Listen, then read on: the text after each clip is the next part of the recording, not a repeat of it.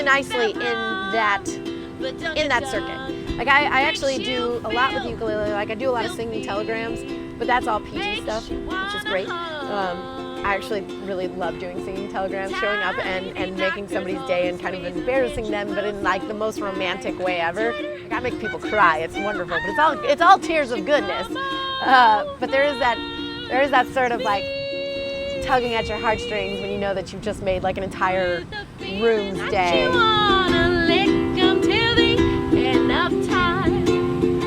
You know, no one's hiring you to put your name up on a wall or anything like that. You might be paying money to one of these sticker places to print your stickers for you.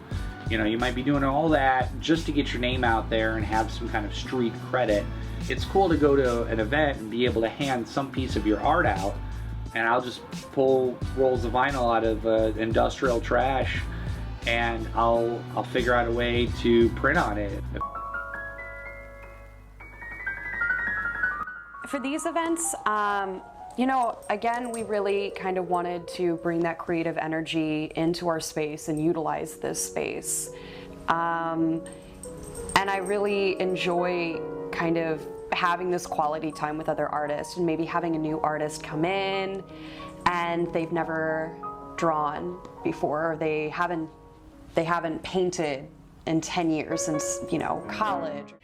This building is from the late 1800s, and it was originally built as a residence, but the majority of its time it was a funeral home. It was the Brinkoff Howe Funeral Home, and it closed in the mid-80s. We always tell people it used to be a place of goodbyes, and now it's a place of goodbyes.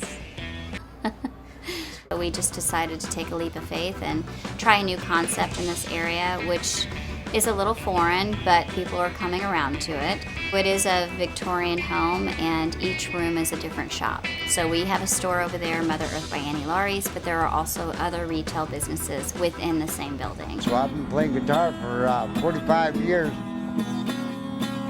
but I've never played as much as I played this summer. This summer I have played at least 3 hours a day, every day. And sometimes as much as 8.